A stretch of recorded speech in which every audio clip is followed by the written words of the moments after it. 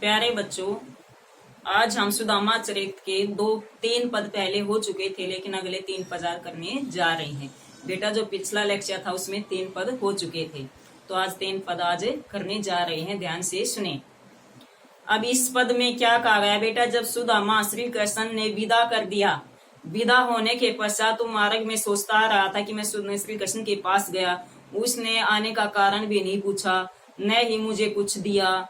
तो उसने मन ही मन में श्री कृष्ण के बारे में बहुत बुरे विचार सोचे कि वे विचार क्या थे इस पद में बताए गए हैं। तो सुनो बेटा ध्यान से। वह पुलकित प्रसन्नता पूर्वक वह उठी, मिलन उठकर मिला। कौन? श्री कृष्ण प्रसन्नता पूर्वक उठकर मिले। वह आदर की बात है, यह बड़े आदर की बात है कि उन्होंने मेरा सम्मान किया। कौन कहता? सुदामा मन ही मन सोच रहा है कि श्री कृष्ण आदर से उठा और मुझसे मिला, ये बड़े सम्मान की बात है। वह पठिमन गोपाल को, लेकिन उसने क्या नहीं पूछा? कछु न जानी जात। क्या नहीं पूछा? उसने ये नहीं पूछा कि मेरे यहाँ आने का कारण क्या था, ये उसने मुझे नहीं पूछा। घर घर ओढ़त, अब यू श्री कृष्ण के बारे में क्या क्या बुरे विचार सोचता है। घर घर ओढ़त फिरे। क्या कहता कि श्री कृष्ण घर घर ओढ़त क्या चोरी करते फिरता था?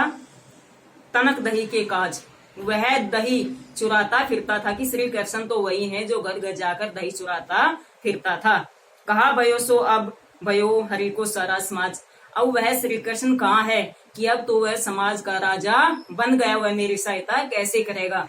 कि उसने मेरा आदर तो किया है, लेकिन मेरे आने का कारण कुछ भी नहीं पूछा, क्योंकि वह तो वही श्री कृष्ण जो घर घर घूमकर माखन चुराता था, वह समाज का राजा बन गया है। अब वह मेरे बारे में क्या सोचेगा? मेरे आने का कारण क्यों पूछेगा? हो आवत नहीं हूं तो वही घटो ठेली। तो क्या कहा कि अगर मैं यहाँ पर नहीं आता, किस कारण आया हूँ, नहीं आता तो अच्छा मैं अब क्या बताऊंगा? चाहो पठो ठेली, मैं अब इसके बारे में क्या बताऊंगा? अब कहीं समझाए, मैं अपनी पत्नी सुशीला को जाकर क्या समझाऊंगा कि बहु धन को, इसके लिए कि मुझे उसने बहुत अधिक धन दिया, इस धन को मैं कहाँ रखूं? कौन कहता? सुदामा मन ही मन सोचता है कि मैं अपनी पत्नी सुशीला को क्या जाकर बताऊंगा कि श्री कृष्ण ने मुझे अधिक धन दिया है, उसको मैं कहाँ रखूं? श्री कृष्ण के प्रति सुदामा के मन में ये विचार आए कि क्यों आए बेटा? क्यों? वहां के पश्चात उसने सुदामा से श्री कृष्ण ने आने का कारण नहीं पूछा कि तुम किस कारण आ रही हो, क्या कारण आने का। तो इसी कारण उसे न पूछने कारण उसके मन में ये विचार आए। अब सेकंड पर देखो बेटा। वैसाई राज समाज बने गजबाजी घने सम संप्रमाद छायो। अब क्या कहता है? जब सुदामा अपने गांव पहुंचा, अपने गांव पहुंचने के पश्चात उसने जब देखा तो उसने ऐसा आश्चर्य में पड़ गया कि मैं कहीं वापिस द्वारिका तो नहीं आ गया हूँ। वैसे ही वैसा ही उसका राज समाज हो गया। कैसा? द्वारिका जैसा उसका समाज बन गया। बाजीगरे मान संभ्रम, बल्कि बाजीगरे घोड़े हाथी उसके चारों तरफ घूम रहे हैं, समाज के चारों तरफ उसका जो राज्य है उसके चारों तरफ घूम रहे हैं। कहदो परो कहूँ मार्ग भूल। क्या कहता? सुदामा मन ही मन सोचता कि कहीं मैं मार्ग तो नहीं भूल गया हूँ, फिर कि मैं अब द्वारिका है कि मैं दोबारा द्वारिका तो नहीं आ गया हूँ। भवन विलोकी को मन लोचत, भवन विलोकी देखकर, इतने सुंदर भवनों को देखकर उसका मन ललचा गया, वह लालच में आ गया। क्या गया बेटा? जो मकान थे वे बहुत सुंदर थे, उनको देखकर वह लालच में आ गया। सोचा तो सब गांव मचाया। क्या सोचता है कि उसने ये सोचा कि ये सारा गांव ही एक जैसा ऐसा सुंदर दिखाई देता है।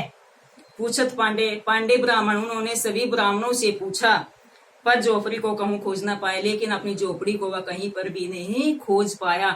वह अपनी झोपड़ी को खोजना चाहता था, लेकिन कहीं पर भी नहीं खोज पाए। ये सारे कार्य किसने किए बेटा? श्री कृष्ण ने किए। कि श्री कृष्ण ने सुदामा के अपने गांव जाने से पहले उस गांव को इतना सुंदर बना दिया कि सुदामा उसको पहचान भी नहीं पाए। अगला पद देखो बेटा। के वह टूटी सी छानी होती। अब यहाँ पर क्या तुलना की गई है सुदामा की? कहीं तो वे टूटी हुई छानी झोपड़ी होती थी, लेकिन कंचन के धाम सुहावत अच्छे लगते हैं। अब सोने से बने हुए महल अच्छे लगते हैं, सुशोभित हो रहे। जहाँ पर टूटी हुई झोपड़ी होती थी, वहां पर सोने से बने हुए महल बहुत सुशोभित हो रहे हैं। के पग में पनही न हो तो पनही जूते, कभी पैरों में जूते नहीं होते थे। कहे ले राज गजाहू ताड़, ऐरावत कि अभी हैरावत हाथी पर सवारी करता है, कि कहीं तो इसके पैरों में जूते भी नहीं थे, लेकिन आज वह ऐरावत हाथी की सवारी करता है। भूमि कठोर पे रात कटे, कि उनकी भूमि इतनी अधिक कठोर थी कि जो धरती पर रात कटती थी उस पर सोता था, लेकिन आज क्या हो रहा है कि कोमल सेज यानी कि मुलायम बिस्तर पर भी उसे नींद नहीं आती है। के जुटी नहीं कोटो कोदो स्वा, कि पहले मोटा अनाज भी उसे मुश्किल से प्राप्त होता था, कि एक टाइम का भोजन भी मुश्किल से प्राप्त होता था, लेकिन आज क्या अच्छा नहीं लगता, आज मुनका प्रभु के प्रताप से श्री भगवान श्री कृष्ण की लीला से आज दाख क्या होती है बेटा, मुनका मोटी मोटी होती है, जैसे एक तो किसमिस होती है जो छोटी होती है, और मुनका क्या होती है बेटा, मोटी होती है, कि वे भी अच्छी नहीं लगती, किसके प्रताप से, श्री कृष्ण की लीला से आज वे भी अच्छी नहीं लगती है। तो बेटा इस कविता के अंदर श्री कृष्ण सुदामा की मिलन का वर्णन किया कि श्री कृष्ण ने सुदामा की कैसी सहायता की है। जब श्री कृष्ण ने सुदामा के आने का कारण नहीं पूछा तब भी वह दुखी हो गया था, लेकिन जब अपने गांव पहुंचा तो उसने अपना गांव कैसा देखा, द्वारिका जैसा ही दिखाई दिया। तो यहाँ पर जब श्री कृष्ण ने इतने राज समाज से उसके समाज को सुंदर बनाया, जब क्या कहा गया है कि इस लास्ट पद में क्या कहा गया बेटा, कि उसने जब उसके पैरों में जूते भी नहीं होते थे, अब क्या है कि वह ऐरावत हाथी पर सवारी करता है। उसे कठोर यानी कि धरती पर वह सोता था, रात कटती थी, लेकिन अब किस पे सोता है, मुलायम बिस्तर पर सोता, उस पर भी उसे नींद नहीं आती है।